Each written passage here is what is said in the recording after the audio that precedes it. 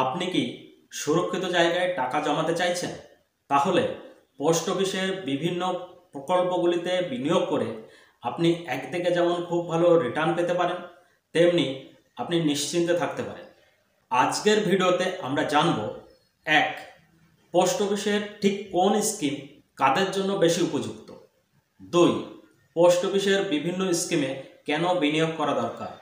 3. বর্তমানে পোস্ট অফিসে অ্যাকাউন্ট খোলার নিয়ম কী রয়েছে। 4. আজকের দিনে পোস্ট অফিসের কোন স্কিমে কেমন হারে সুদ পাওয়া যাচ্ছে। এই সমস্ত কিছু জানতে হলে আজকের ভিডিওটি খুব গুরুত্ব সহকারে দেখতে হবে, তাই সঙ্গে থাকুন, দেখতে থাকুন। এবার প্রথমেই আমরা জানব যে কেন পোস্ট অফিসে আমাদের বেশি করে বিনিয়োগ করা দরকার। 1. নিরাপত্তা।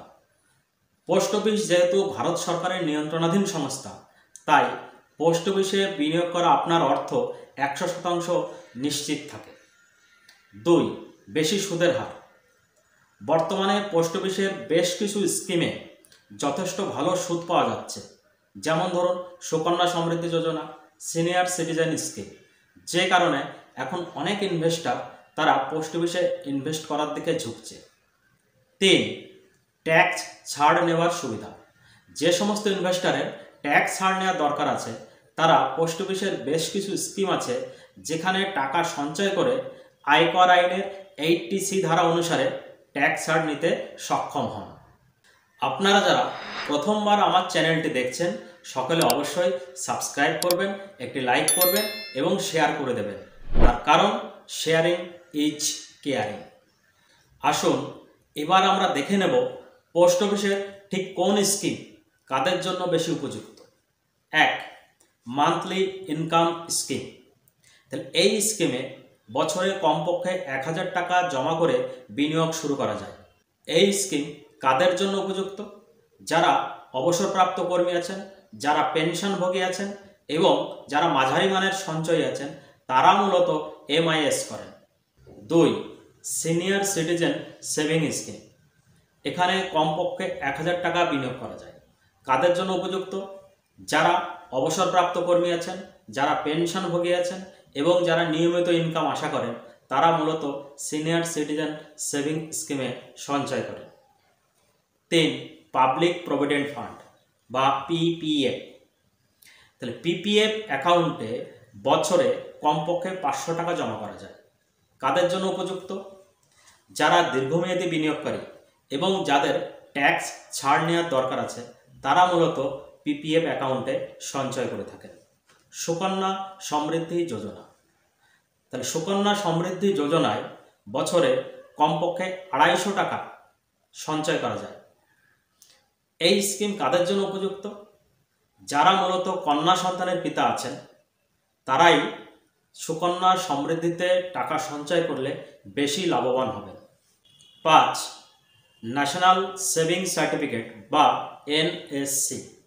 এখানে কমপক্ষে বছরে 1000 টাকা জমা করা যায়। কাদের জন্য উপযুক্ত? যারা রক্ষণশীল ইনভেস্টর আছেন এবং যাদের ট্যাক্স ছাড় নেওয়ার দরকার আছে, তারা মূলত NSC এই স্কিমে সঞ্চয় করে থাকেন। পোস্ট অফিসের এই স্কিমগুলিতে বর্তমান বছরে কেমন হারে সুদ পাওয়া যাচ্ছে, আসুন সে সম্পর্কে আমরা আলোচনা করি। তবে এই আলোচনা করার পূর্বে দ্রুত একবার দেখে নেব যে পোস্ট অফিসে অ্যাকাউন্ট খুলতে বর্তমানে কী নিয়ম রয়েছে। পোস্ট অফিসে অ্যাকাউন্ট খোলার নিয়ম। 1. আবেদনকারীকে অবশ্যই ভারতীয় নাগরিক হতে হবে। 2. বয়স 18 বছরের বেশি হতে হবে। 3. 18 বছরের নিচেও অ্যাকাউন্ট খোলা যাবে, তবে সেক্ষেত্রে অভিভাবকের নামে খুলতে হবে। 4. পোস্ট অফিসে আপনি সিঙ্গেল অ্যাকাউন্ট খুলতে পারেন, 2 জন মিলে জয়েন্ট অ্যাকাউন্ট খুলতে পারেন বা 3 জন মিলেও একটি অ্যাকাউন্ট খুলতে পারেন। অ্যাকাউন্ট খোলার জন্য Aadhaar card, voter card, PAN card, birth certificate, telephone bill, passport size photo, এই সমস্ত ডকুমেন্টসগুলোই লাগে।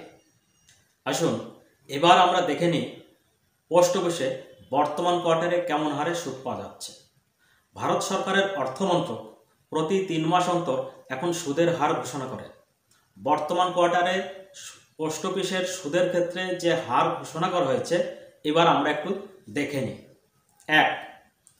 সেভিং ডিপোজিটে 4%, 1 বছরের টাইম ডিপোজিট 6.9%, 2 বছরের টাইম ডিপোজিট 7%, 3 বছরের টাইম ডিপোজিট 7.1%, 5 বছরের টাইম ডিপোজিট 7.5%, 5 বছরের recurring deposit 6.7%, Sukanya Samriddhi Yojana 8.2%, senior citizen scheme 8.2%, কিষাণ বিকাশ পত্র 7.5%, মান্থলি ইনকাম স্কিম 7.4%, পিপিএফ 7.1% এবং ন্যাশনাল সেভিংস সার্টিফিকেট 7.7%।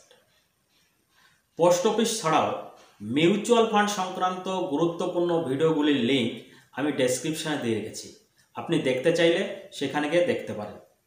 তো বন্ধুরা, আপনারা যারা প্রথমবার আমার চ্যানেলটি দেখছেন সকলে অবশ্যই সাবস্ক্রাইব করবেন, একটি লাইক করবেন এবং শেয়ার করে দেবেন। দেখা হচ্ছে আরও গুরুত্বপূর্ণ ভিডিও নিয়ে, ততক্ষণ পর্যন্ত ধন্যবাদ।